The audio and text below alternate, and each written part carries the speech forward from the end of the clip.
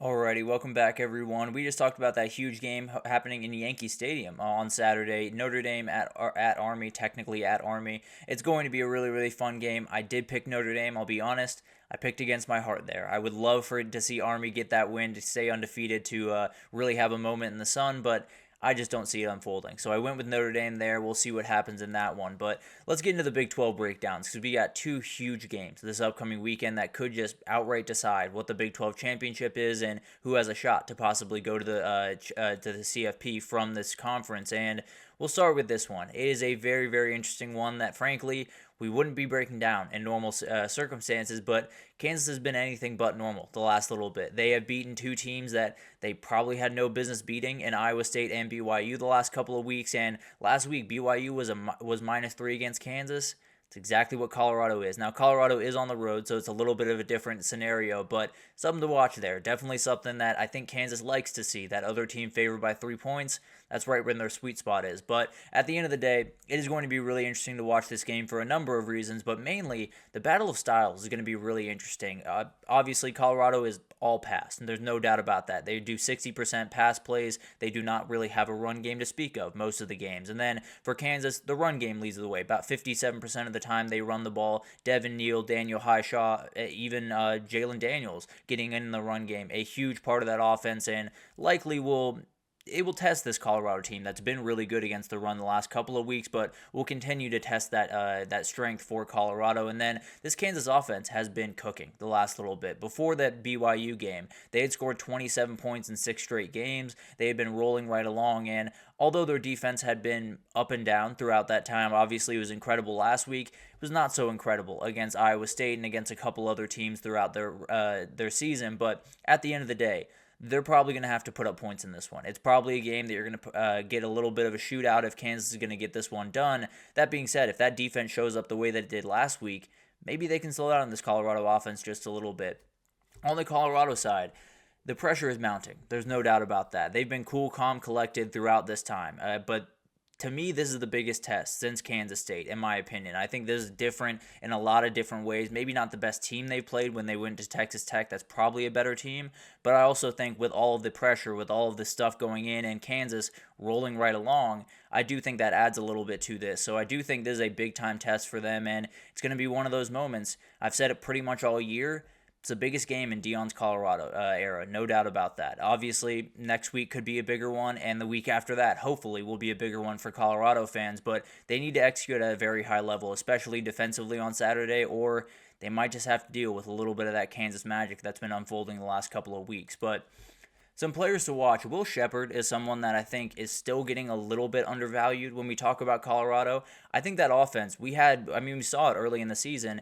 It wasn't quite that Colorado offense that we expected to see. And a lot of that had to do with the offensive line coming along and doing their thing, obviously. But I do think a lot of it had to do with Will Sheppard wasn't quite getting the ball quite enough early on in the year. And now he's so dangerous. He is the biggest 50-50 threat, deep ball, just go up and get it type guy on that team. And you add that to LeJontay Wester and Travis Hunter and all the other guys, it's a nightmare to deal with. So he's someone that they're going to have to try to shut down, knock out those big-time plays that he makes. If you can do that, then everything should be in front of you, and then you just have to tackle, which is going to be a rather tall order, but at the end of the day, makes it a little bit easier than dealing with 6'5" up in the air.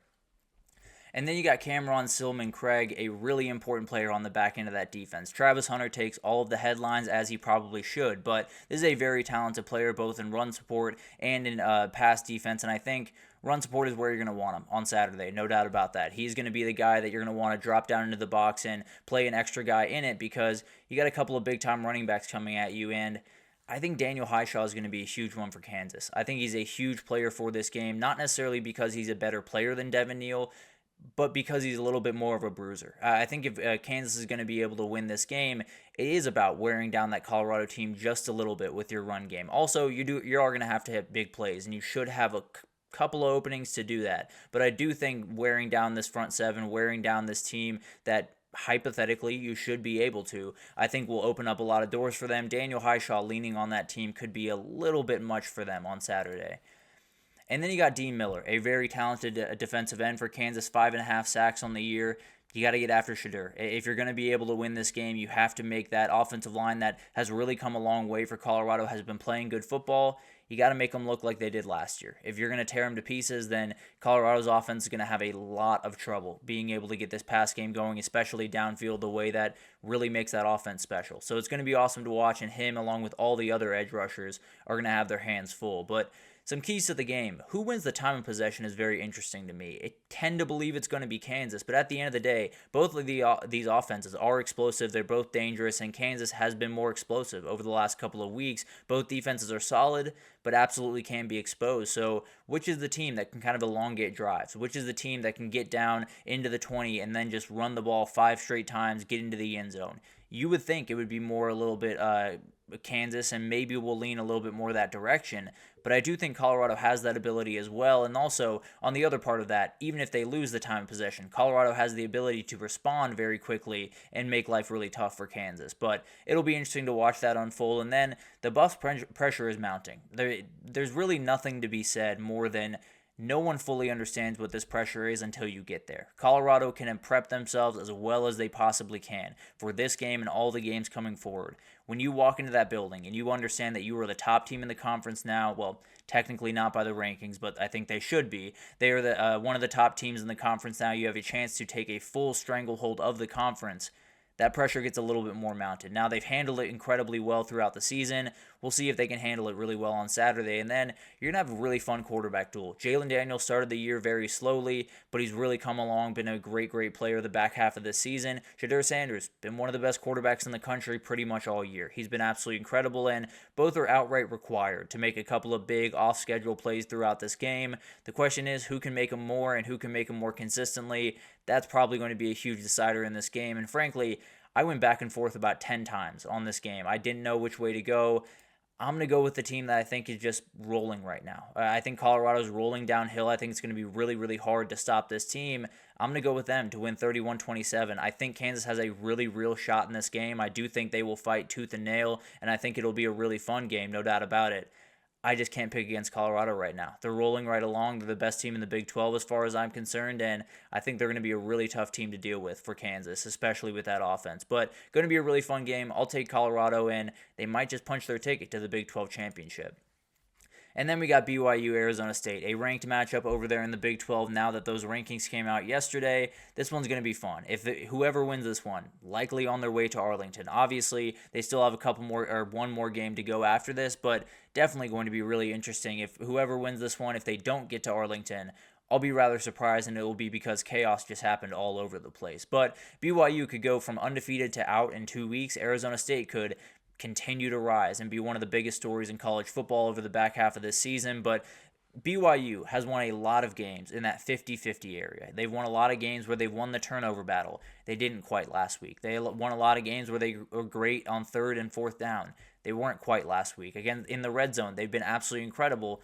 They weren't quite last week. So the question is, can they get that mojo back? Can they do the things that they've been able to do for the first 9 games, but they weren't quite able to do for the 10th? Has all of that gone away? Or was that just a blip on the radar where they can get back on the right track for this week, win the turnover battle, get back to business as usual in some ways for BYU? For Arizona State, they feel like a boulder rolling downhill right now. They are rolling, and it's one of those things where it's Cam Scatterbu, one of the best players in the country, one of the best running backs in the country. All that being said, last week they didn't really have him all that much. He had 25 carries. He only had 74 yards. He wasn't necessarily a huge part of that offense, but Sam Leavitt took over that game. He was absolutely incredible. I believe had over 300 yards passing, a lot of that to Jordan Tyson, but it's going to be another game where he's going to have to be huge and probably make a couple of plays because that BYU front seven is a really good group. And we'll talk about that actually a little bit later in the show. But all that being said, BYU, they are giving up almost 150 on the ground. So it's not necessarily like they're the best run defense in the world. Maybe Cam Scatterbu can get going. I do think BYU is going to put a little bit more attention there and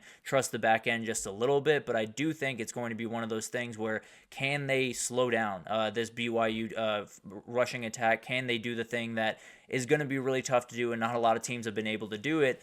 But Kansas State was able to last week, so maybe that's the difference. Maybe teams have figured out how to kind of slow down Cam Scatterbu just a little bit. If BYU can do that, then you're putting another game in the hands of Sam Levitt, and we'll see if he can respond against a much better pass defense than he played last week. But these two teams are going to be going all out. There's no doubt about that. It's going to be everything for them, huge implications. One of those games that wouldn't be quite as big if BYU won last week, but now it might just be a playing game for that game in Arlington, which is going to be just incredible to watch unfold. But Darius Lassiter is someone on the BYU team that I think when we talk about this BYU team, it's all about the different, Jake Retzlaff. It's all about the quarterback. It's all about some of the players defensively.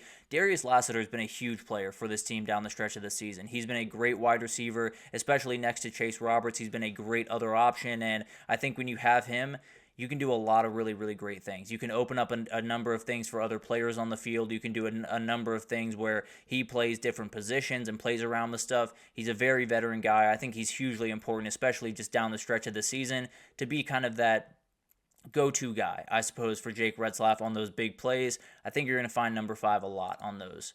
And then Jacob Robinson, a cornerback for BYU, he's got 3 picks on the season. And frankly, if you can get a couple of picks in this game, it's going to be hard for Arizona State to come back. They've done a really, really good job of limiting possessions, of not turning the ball over, playing really good defense. If you put them in tough positions on the defensive side of the ball by getting a turnover, this thing could get interesting, and maybe a lot of that Arizona State magic goes away pretty quickly.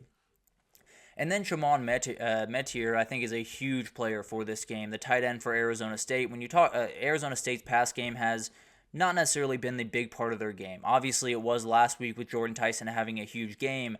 You got to make sure that you have more guys to go to. You got to make sure you have a tight end, maybe another wide receiver that you can throw the ball to, because the reality is, if BYU wants to take one guy away, they can do that. If they want to take Jordan Tyson away, they have the ability to do that. They maybe can't take away as many guys, especially a tight end. If you're running the ball effectively, he could be a huge player that you just get on a dump-off pass and he goes 15 yards down the field on a huge third down. So definitely someone to watch where they might just be chasing around Jordan Tyson. Number 7 might get open pretty quickly, and then you have a big play, no doubt about it.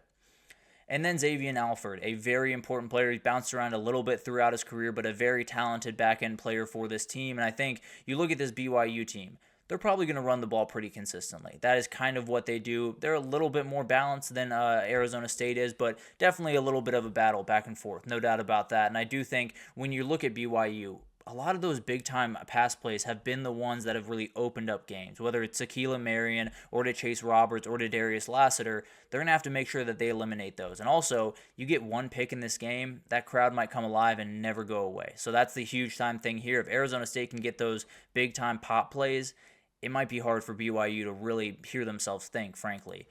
And that's my first key to the game, actually. Arizona State's home crowd. This is a moment that they have not had in a very long time around Tempe, Arizona. They have a head coach that I know for a fact is going to be very gassed up for this game. Might just be around campus today, telling people to get to the game on Saturday. But at the end of the day, the crowd is going to be on fire. BYU, they're just going to have to keep their composure. In a week where you absolutely need a win, you now have to deal with a road atmosphere to get it. If they were able to win last week, they could drop this game, but they can't do it anymore. It's going to be a really tough one. And then run game consistency is a huge part of this game. I think both teams have great running backs. LJ Martin for BYU, Cam Scadaboo for Arizona State.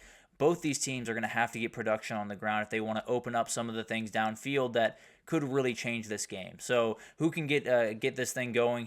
Which offensive line can win the battle is going to be hugely important, and who can just get that consistent run game? Not necessarily 15 yards and then 3 1-yard rushes, but 4 yards, 5 yards, and then 8 yards. That's going to be a huge part of this, and definitely will wear down one of these defenses one way or the other. And then handling the moment. That is a big part of really every team around the country right about now that's still in the hunt. You got to handle pressure that has not been there for a lot of these teams. Arizona State and BYU definitely included in that group. The implications are as high as they have ever felt. Jake Retzlaff, Sam Levitt, and pretty much every other player on the team is going to have to handle that one way or the other. So it's going to be a really, really fun game. Cannot wait to see that one unfold.